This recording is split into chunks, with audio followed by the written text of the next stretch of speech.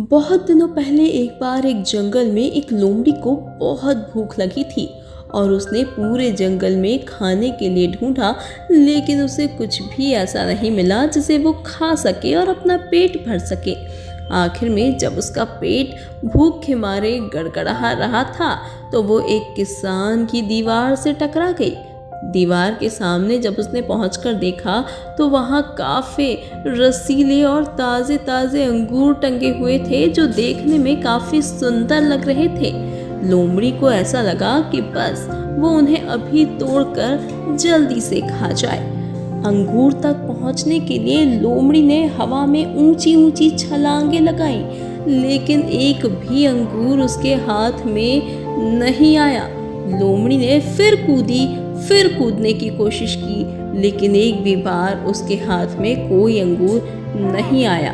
आखिर में लोमड़ी ने फैसला कर लिया कि अब वो अपने घर जाएगी, और जाते ही जाते उसने मन में ये बड़बड़ाना शुरू कर दिया कि मुझे तो पता है कि अंगूर तो खट्टे हैं। इस कहानी से हमें यह सीख मिलती है कि हमारे पास जो नहीं है उसका कभी तिरस्कार नहीं करना चाहिए। कुछ भी आसानी से नहीं मिलता।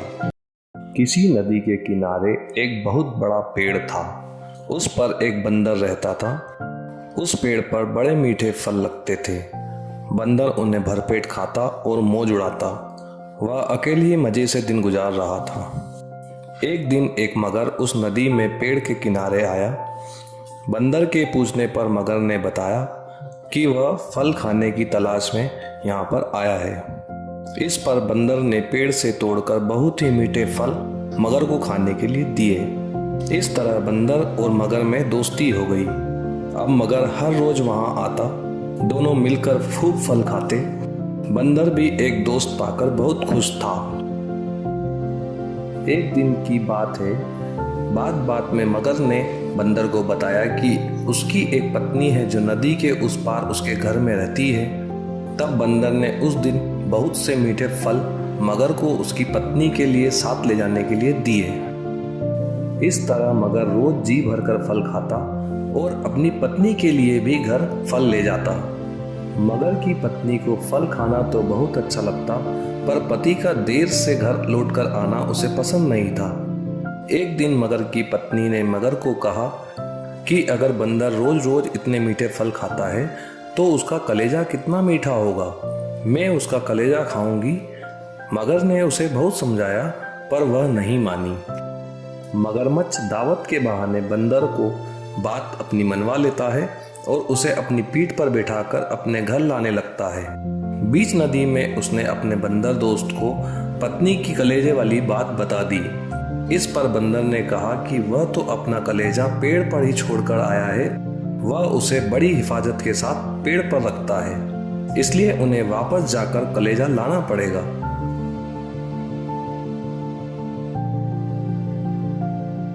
मगर बंदर को वापस पेड़ के पास ले जाता है। बंदर छलांग मारकर पेड़ पर चढ़ गया। उसने हंसकर कहा, जाओ मूर्ख राजा, घर जाओ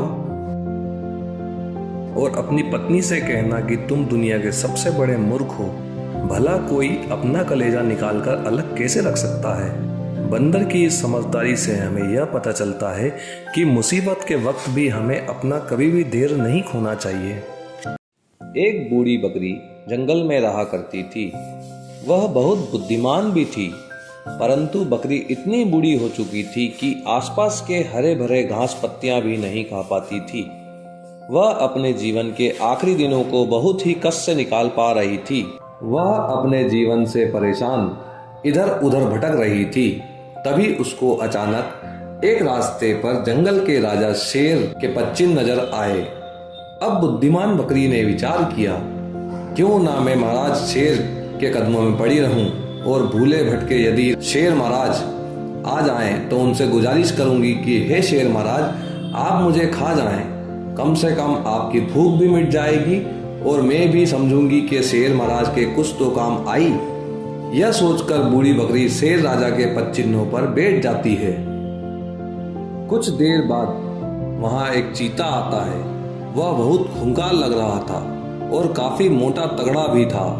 वह भयंकर आवाज में गरज कर बोला, ए बकरी, तू यहाँ क्यों बैठी है? तेरा मकसद क्या है और तुझे डर नहीं लगता? बकरी ने बड़े ही निर्भीक भाव से कहा, देखते नहीं, यह शेर महाराज के पच्चीन है और शेर महाराज ने ही अपने आदेश देकर मुझे यहाँ बिठा कर रखा है कि जब तक मैं वापस लौट न आऊं तब तक तुम यहीं बैठे रहना। यही शेर महाराज की आज्ञा है। अब चीता क्या करता? वह धीरे से पूंछ हिलाकर दबे पांव 9-2-11 हो गया।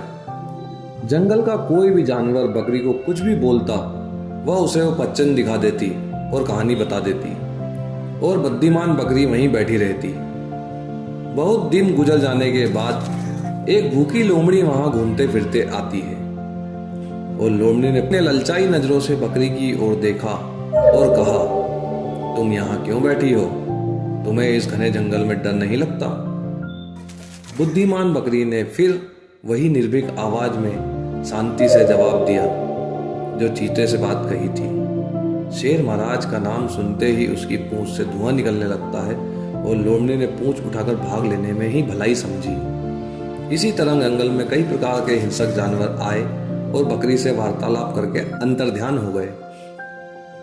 सौभाग्य की बात यह रही कि कुछ दिन बाद शेर महाराज उसी रास्ते से वापस आते हैं और बकरी को गरजते हुए कहते हैं, तू यहाँ क्यों बैठी है? बकरी ने बहुत ही सहज भाव से महाराज को प्रणाम किया और कहा, हे शेर महाराज, अभी तक मैं आपके ही आश्रय में बैठी हूँ। वृद्धावस्था के कारण घूमना फिरना, भोजन आदि अनेक कष्ट हुए हैं। मैं जीवन से मुक्ति पाना चाहती हूँ, अर्थात आप मुझे मारकर खा जाइए या मेरे प्राणों की रक्षा करें। अभी तक आपके नाम से ही प्राणों की रक्षा करती आ रही हूँ। पच्चिन आपका प्रतीक बनाकर बैठी थी और अपने प्राणों की रक्षा कर रही थी। बलवान व्यक्ति हमेशा दयालु प्रवृत्ति का होता है। शेर को उस पर दया आ गई। जंगल में शेर ने तुरंत एक सभा का आयोजन किया। सभी जीव जंतु, विभिन्न प्रजाति के जानवर सम्मिलित हुए। शेर ने आदेश दिया कि बकरी की किस्मत ही बदल गई। शेर का आदेश कौन न माने। अब सभी बकरी के लिए फल घास खाने के लिए उसे देने लगे। बकरी को सहूलियत के अनुसार भोजन की व्यवस्था करा दी गई। कुछ ही महीने में बकरी हष्ट पुष्ट और नवयुवती की समान हो गई। वह जीवन के कठिन भरे क्षणों में परेशान हो गई थी। उसने अपनी बुद्धि का इस्तेमाल किया और उसका जीवन ही बदल गया और आनंदमय जीवन जीने लगी। इस कहानी से हमें यह शिक्षा मिलती है कि छोटी सोच शंका को जन्म देती है और बड़ी सोच समाधान को जन्म देती है। हमें कभी भी कठिन समय में परेशान होने की जगह बुद्धि का इस्तेमाल करना चाहिए और अपनी कठिनाइयों को दूर करने का प्रयत्न करना चाहिए।